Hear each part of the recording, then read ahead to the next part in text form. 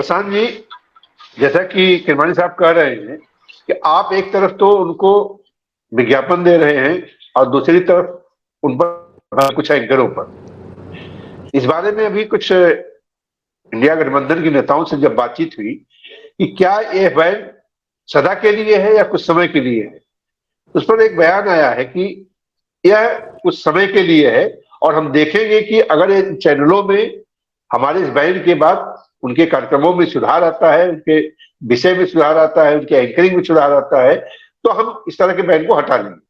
और अगर ऐसा नहीं होता है तो यह भी कहा है कि इंडिया गठबंधन से जुड़े दलों की 11 राज्यों में सरकार है और हम उन राज्यों में फिर जो भी इनको विज्ञापन के माध्यम से जो आर्थिक आय मतलब होती है उस पर रोक लगाने की बात करेंगे। यद्यपि कोई आधिकारिक बयान नहीं है इंडिया गठबंधन की ओर से, किसी एक नेता की राय है जो टिप्पणी की है किसी मीडिया हाउस से बातचीत करते हुए। तो क्या आपको लगता है कि इंडिया गठबंधन की ओर से, क्योंकि लगता नहीं है कि जिस तरह से एंकरों की प्रतिक्रिया आई है, लगता नहीं है कि ये लोग अपने किसी तेवर में कोई बदलाव करेंगे, ये अपने एजेंडे को ऐसे चलाएंगे क्योंकि बीजेपी का सपोर्ट इनको भरपूर मिल रहा है। बीजेपी के हर बड़े नेता ने, मंत्री ने इस तरह की जो इंडिया गठबंधन का फैसला है उसकी न केवल आलोचना की है बल्कि पत्रकारों के साथ खड़े होते हुए भी दिख रहे हैं। तो ऐसे में क्या लगता है कि अपने रुख में बदलाव करेंगे और क्या इंडिया गठबंधन की राज्य सरकारों को इन चैनलों के आर्थिक स्रोतों को बंद करने के लिए विज्ञापन रोकने की कार्रवाई उचित कही जाएगी भविष्य में? ब्रिजेश जी, मैं ना तो पॉलिटिशियन हूँ ना तो मैं जर्नलिस्ट हूँ। मैं तो सिर्फ राजनीतिक विश्लेषक के तौर पे हर एक न्यूज चैनल में डिबेट कर करके और कंटेंट मेरा देख देख के लोग मुझे बुला रहे हैं। मैं भी मेरे सभी पैनलिस्ट की मित्रों की तरह 20-25 चैनल में कम से कम आता हूँ पूरे देश में। मैंने ऐसा सुना था कि राजकीय पार्टी, जो भी राजकीय पक्ष होते हैं, वो एक आइडियोलॉजी पे चलते हैं। लेकिन पिछले एक दशक में, और जब से मैं विश्लेषक बना और 19 के रिजल्ट के बाद जो मैंने देखा कि चैनल की भी एक आइडियोलॉजी होती है कि ये आइडियोलॉजी का, ये आइडियोलॉजी का, तो ये कहीं ना कहीं मुझे डाइजेस्ट पहले नहीं हो रहा था। तो इंडिया गठबंधन ने कोई मिडवे सॉल्यूशन निकाला, क्योंकि अगर मिडवे सॉल्यूशन मतलब देखिए, एंकर जो है वो तो एक एम्प्लॉई है, एम्प्लॉई को तो वही करना है जो उसका एम्प्लॉयर बोलेगा। और जिस तरीके से त्रिपाठी साहब बता रहे थे, वो उनकी खुद की एक स्किल सेट होती है। तो इंटरनल ऑर्गेनाइजेशन में अच्छा ग्रोथ लेने के लिए कोई अपनी स्किल सेट को ज्यादा एक्सप्रेस करता जाएगा, तो उनको तो वो तो वही बोलते हैं जो उनको बुलाया जाता है। तो इसी तरीके से वो लोग डिबेट कराते हैं और उनको पीछे, मतलब मैंने बोला मैं जर्नलिस्ट नहीं हूँ, तो उनका तो वो भी होता है, ईपी होता है, ईपी के ऊपर कोई इंस्ट्रक्शन आती है, अकॉर्डिंगली वो लोग बिहेव करते हैं। तो यही चैनल के और भी काफी सारे, देखिए हर एक चैनल में कम से कम 3 से 4 डिबेट प्रोग्राम होते हैं। तो एक दो एंकर का नाम दिया है, बाकी मतलब आइडियोलॉजी तो सेम है चैनल की। जो एक एंकर जो बोलेगा वही दूसरा एंकर, कोई एंकर इसको न्यूट्रलाइज करने का ट्राई मैंने कभी देखा नहीं है। तो अगर ये इंडिया गठबंधन को अगर बैन करना था, देखिए ये सेम एक्सपेरिमेंट उन्होंने 2019 में किया था। मैं गुजरात से हूँ। गुजरात में 19 का जब परिणाम आया, उसके 6 महीने तक कांग्रेस के प्रवक्ता एक भी टीवी डिबेट्स में नहीं आ रहे थे। मैं भी सोचने लगा 19 का इलेक्शन के बाद, हमें लगा कि हमारी वैल्यू तो वैसे भी डाउन हो जाएगी, अब इलेक्शन खत्म और जिस तरीके से रिजल्ट आए हैं तो अभी तो हम तो वैसे भी कोई नहीं बुलाएगा डिबेट में, डिबेट नहीं होगी। लेकिन हमारी डिबेट डबल हो गई क्योंकि कांग्रेस के प्रवक्ता नहीं आ रहे थे, तो सिर्फ बीजेपी, हम और सब्जेक्ट मैटर में से कोई एक लोग आता था। तो अगर इंडिया गठबंधन को अगर कुछ बैन करना था, उनको प्रॉब्लम होनी थी आइडियोलॉजी के साथ होनी चाहिए, चैनल की आइडियोलॉजी, कि कौन सी चैनल हमारे खिलाफ ये सब आगे बढ़ाने के लिए बूस्ट कर रही है, एंकर को ज्यादा बढ़ा रही है। क्योंकि एंकर तो आज देखिए, सुधीर चौधरी पहले कहाँ थे, आज कहाँ है। कल वही जैसे अमीश देवगन है या चित्रा त्रिपाठी, जो नाम है मेरे वैसे नहीं लेना चाहता था, तो वो कल अगर पब्लिक इंडिया के एडिटर बन गए, कोई भी, देखिए सिचुएशन है, कुछ भी हो सकता है, कहीं ये कोई और चैनल में गए तो उनकी ideology with in 24 hours change हो जाएगी। जिस तरीके से कांग्रेस के एमएलए बीजेपी में रातों रात जाते हैं राज्यसभा के चुनाव के टाइम पे, तो उनकी आइडियोलॉजी हम नरेंद्र मोदी के विकास की नेतृत्व के में ऊपर इंप्रेस होके देश सेवा में जुड़ना चाहते हैं। तो उसी तरह एंकर की मेंटालिटी चेंज होने में फर्क टाइम नहीं लगेगा, 24 घंटा लगेगा, उससे ज्यादा नहीं लगेगा। और त्रिपाठी साहब ने कुछ अंदेशा दिया कि क्या विपक्ष या ये मीडिया प्रधानमंत्री कार्यालय से ऑपरेट होता है। हम सबको पता है अरविंद केजरीवाल जी ने एक ओपन मंच पे बोला था कि प्रधानमंत्री साहब के ओएसडी है कोई मिस्टर हिरेन जोशी करके, वो पूरा मीडिया मैनेज करते हैं कि मीडिया को क्या बोलना है, क्या छापना है, क्या दिखाना है। तो कोई हिरेन जोशी साहब है वहां पर, वो शायद गाइड करते होंगे। तो ठीक उसी तरह ये जो उन्माद वाली जो डिबेट्स होती है उसमें भी वहीं से सिग्नल जाता होगा। और ये सब मतलब ये सब चैनल में हम भी जाते हैं, ये भी जाते हैं, हम हमारा न्यूट्रल व्यू रखते हैं, उनको पसंद आए ना आए दो नंबर की बात है। बट आपने जब हमें डिबेट पैनल में बुलाया है, हमने हमारा व्यू रखा। वो ऐसा भी हो सकता है कि प्योर हिंदू मुस्लिम वाली डिबेट में मैं कुछ न्यूट्रल बोल लूं जो शायद चैनल वाले को भी पसंद नहीं आता होगा। तो दूसरी बार उसको बुलाना नहीं बुलाना उनका प्रॉब्लम है, उनका प्रश्न है।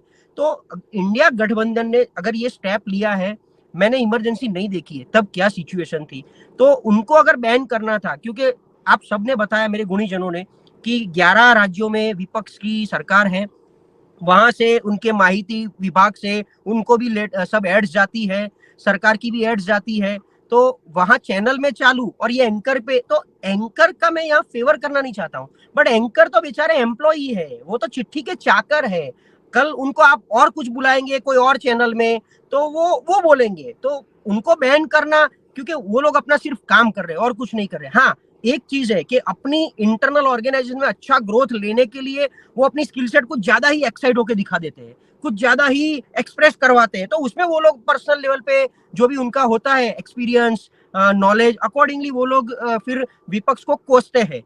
ये चीज सही है कि आज की तारीख में पहले दिन से सवाल सत्ता को किया जाना चाहिए, उसकी जगह सवाल हर जगह विपक्ष को किया जाता है। प्रजा का कुछ काम नहीं हो रहा है, जनता का कुछ काम नहीं हो रहा है, तो लोग बोले विपक्ष क्या कर रहा है। अरे विपक्ष का कुछ कोई सुनता नहीं है, कोई ब्यूरोक्रेट्स विपक्ष का फोन भी नहीं उठाता है, सत्ता पक्ष जो इच्छती है वही होता है, तो उसमें विपक्ष भी बेचारा क्या करे, विपक्ष कैसे जनता का काम करे। वो तो सिर्फ चौराहे पे खड़ा रह सकता है बैनर लगा के, और कुछ नहीं कर सकता है। तो ठीक उसी तरह इंडिया गठबंधन को अभी भी एक स्टेप आगे सोचना चाहिए कि अगर उनको बैन करना है तो चैनल को करे, क्योंकि वो चैनल की आइडियोलॉजी है किसके ऊपर बोलना है। और वो चैनल, हर एक चैनल के जो ओनर है वो मल्टीपल बिजनेस में है। वो एक चीज आप समझ लीजिए, ऐसा तो है नहीं कि सिर्फ चैनल का ही बिजनेस चल रहा है, उनका मल्टीपल बिजनेस है, तो बाकी सब बिजनेस में उनको कहीं ना कहीं सरकार से सपोर्ट चाहिए, ले रहे हैं, मिल रहा है। और सर मीडिया तो आपको सबको पता है कि ये जो ऑर्गेनाइजेशन है ये खुद भी कहीं ना कहीं दुबली पतली होती है फाइनेंशियल मैटर में, उनका ये पैसा तो बाहर से आता है कहीं, तो वो कहाँ से आता है, बिना सरकार के सपोर्ट कैसे बढ़ेगा। तो ये सब तो चलता रहेगा, इसीलिए हाँ बोल्डली डिसीजन लिया है, उसको फॉलो करेंगे, इफेक्ट आएगा। क्योंकि फिर ये एंकर का और चैनल को भी लगता है कि भी ये आपने क्या कर दिया, क्योंकि उनको भी पता है सत्ता कायम नहीं है, ये 10 साल 5 साल 15 साल फिर क्या होगा। चैनल अगर आपको चलानी है तो कल कांग्रेस की सरकार या यूपीए की सरकार, इंडिया की सरकार बैठ जाएगी, तो आप लोग क्या करोगे। तो ये सब 360 डिग्री व्यू लेना पड़ता है। इंडिया को अभी भी ये डिसीजन के ऊपर एक बार सोचना चाहिए, ऐसा मेरा मत है। नकारात्मक पत्रकारिता के जिस पहलू की हम लोग बात कर रहे हैं, आज की डेट में टीवी की दुनिया में उसके शीर्ष पुरुष सुधीर चौधरी जी हैं। इस पाबंदी के बाद उनकी एक जो ट्वीट आया हुआ है जिसमें वो कहते हैं, इंडिया गठबंधन के सामने जो पत्रकार और न्यूज एंकर डटकर खड़े रहे, जिन्होंने चरण चुंबक बनने से इनकार कर दिया, अब उनका बहिष्कार हो रहा है। लगभग आधे भारत में इस गठबंधन की सरकारें हैं। जब लालच, पुरस्कार और एफआई भी काम नहीं आए तो अब बहिष्कार। भारत का मीडिया अब पूरी ताकत और एकता के साथ इसका जवाब देना चाहिए। मतलब उनका यह कहना है जो इंडिया गठबंधन की सरकारें हैं वो ऑलरेडी इन पर बड़ा दबाव बना चुकी है, और ये विपक्षी गठबंधन के सामने डटकर खड़े रहने वाले पत्रकारों में से। प्रशांत जी, आपसे पूछना है कि क्या एक पत्रकार का धर्म विपक्ष के सामने डटकर खड़ा होना होता है या सरकार के सामने डटकर खड़ा होना होता है। जो केंद्र की प्रमुख सरकार है, जिसकी नीतियों और नीतियों की नजर रखना और निगरानी करने की जिम्मेदारी इस पैसे की है, जिनके फैसलों पर निगरानी करने की इस पैसे की जिम्मेदारी है, उसके सामने डटकर खड़ा होने की बजाय एक गठबंधन के सामने डटकर खड़ा होने की बात कर रहे हैं, और यह जता रहे हैं कि उनके राज्यों द्वारा भी इन पर दबाव बनाए गए, फिर भी ये नहीं दबे। आपको क्या लगता है, यह केवल गाल बजाने और खुद को जस्टिफाई करने की बात है या कहीं कोई ईमानदारी है इस बयान में? जैसे कोई आदमी प्रधानमंत्री बनता है तो वो कोई पार्टी का प्रधानमंत्री नहीं होता है, वो देश का प्रधानमंत्री बनता है। देश की हर जनता, जिसने उसको वोट दिए भी और जिसने नहीं भी दिए, उसका भी वो प्रधानमंत्री है और अकॉर्डिंगली उसको काम करना है। ठीक उसी तरह अगर पत्रकारिता का जो नीति मत्ता और जो मूल्य होता है, जो अदा करना होता है, उसमें उनको एक ही चीज है, वो आपको आईना दिखाना है। वो सत्ता को भी और विपक्ष को भी आईना दिखाना पड़ता है, कभी सत्ता को डबल दिखाना पड़ता है। और पहले के जमाने में जब राजा रजवाड़ा हुआ करता था, तब राजा लोग रात को भेष बदल के बाहर निकलते थे और अपना फीडबैक लेते थे। वो क्यों लेते थे? इंप्रूवमेंट के लिए लेते थे, कि मुझे क्या इंप्रूवमेंट की जरूरत है ताकि मेरी प्रजा खुश रहे, और वो इंप्रूव करते थे। अभी ये पिछले एक दशक में क्या हुआ है, एक तो ना किसी से फीडबैक लिया जाता है, दूसरा ना उनके पास अपना कोई ऐसा थिंक टैंक है कि जो इनको समझा पाए कि साहब आप यहाँ ये गलती कर रहे हो, या ये सही है ये गलत है। वो आईना मेन बॉस को कोई दिखा नहीं पाता है। उनको एक ही चीज पसंद है कि जो मेरे लिए अच्छा बोले। अभी ये जिस तरीके से आपने बताया सुधीर चौधरी का ट्वीट, तो ये तो ओपन वॉर हो गया, मतलब जर्नलिस्ट वर्सेस पॉलिटिकल पार्टी हो गया। तो लेकिन एक चीज भी है कि सत्ता के आगे सांडपन नहीं करना चाहिए। ये कभी भी सत्ता कब बनने की पता नहीं है, हमको कैसे होगा, सत्ता पलट कैसे होगा पता नहीं है। पर ये क्लियर कट ऐसा अगर वॉर होगा, जिस तरीके से 14 से पहले जो वॉर थी, 14-15 के 2014-15 में, वो 3 लोगों के साथ वॉर थी। एक था करण थापर, एक रवीश कुमार और एक पुण्य प्रसून वाजपेयी। तो ये 3 लोगों के सीमित थी वॉर एक ही आदमी की।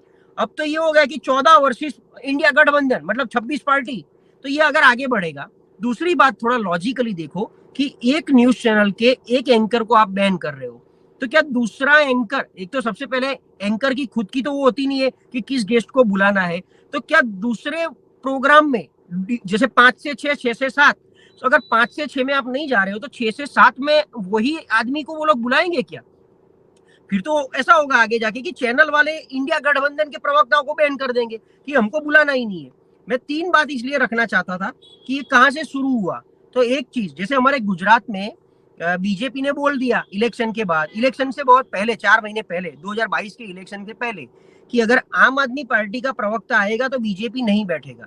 और उसका सबसे पहला इंप्लीमेंटेशन मेरी एक डिबेट में हुआ, जिसमें मैं, बीजेपी और आम आदमी पार्टी के प्रवक्ता थे।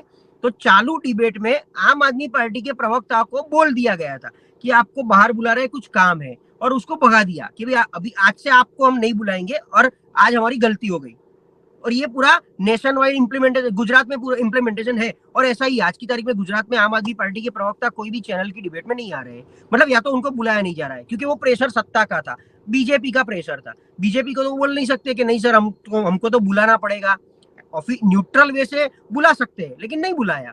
दूसरी बात कि ये 2-3 दिन से चल रहा था कि सुधीर चौधरी का जो शो है ब्लैक एंड व्हाइट, उसमें कर्नाटक के लिए लघुमती अल्पसंख्यक को सब्सिडी मिलेगी, बाकी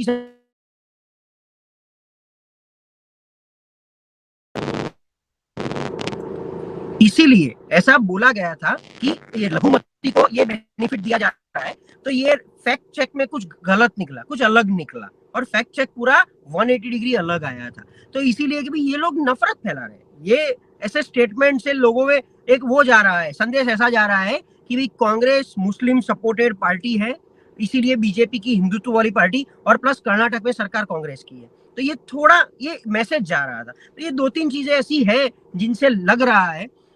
वैसे तो देखा जाए तो जब मणिपुर पे इतना हमला हुआ और अर्नब गोस्वामी ने सवाल पूछ लिया, तो पूरे देश में ब्रेकिंग चल गई कि अर्नब गोस्वामी ने सरकार के खिलाफ सवाल पूछा।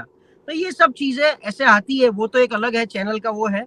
बट बाकी ओवरऑल भी चैनल के एंकर्स को तो वही करना है जो ऊपर से बताया जाता है। कुछ लोग एग्रेशन में आते हैं, कुछ लोग न्यूट्रल वे से प्ले करना ट्राई करते हैं, कर नहीं पाते हैं। और ये तो अभी माहौल बन गया है। मैंने बोला पहले का एरा मैंने देखा नहीं, वरना तो ये पूरी जितनी भी चैनल चल रही है वो सबके जन्म कब हुए? यूपीए की सरकार में 2004 से 14 में, मतलब 2000 से पहले चैनल बहुत कम थी। 4 के बाद कितनी आई, और 14 के बाद नई चैनल एक भी ऐड नहीं हुई है, 1-2 को छोड़ के। लेकिन जितनी भी चल रही है वो तो यूपीए गवर्नमेंट के से चल रही है। तो क्या समझे, मतलब यूपीए ने प्रमोट किया, आपको मोटिवेट किया, बूस्ट किया, तब आपने जाके चैनल शुरू किया।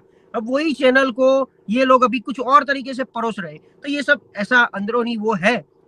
ओवरऑल अगेन रीलुक, दोनों मैटर पे जिस तरीके से बोला कि आप बैन करो या एक एक सिग्नल दो, क्योंकि आपने 14 चैनल के 14 एंकर को बैन किया, मतलब 14 चैनल को आपने बॉयकॉट कर दिया इनडायरेक्टली, क्योंकि वो लोग दूसरे में नहीं बुलाएंगे, बहुत क्लियर है। एक डिबेट में नहीं आते हो तो दूसरे में वो लोग क्यों आपको बुलाएंगे? तो फिर डिबेट भी नहीं रहेगा। वैसे भी देखा जाए तो डिबेट पैनल को लोग थोड़ा हेट करते हैं कि भी डिबेट में चिल्ला चिल्ली होती है, कंक्लूजन नहीं आता है, सिर्फ बोल बोल के लोग चले जाते हैं और कुछ नहीं होता है। तो ये सब चीजें देख के और सही चीज सरकार को भी समझ के लेनी पड़ेगी कि हम क्या कर रहे हैं, कौन सी डायरेक्शन में जा रहे हैं, हम जो कर रहे हैं वो कितना सच है कितना गलत है।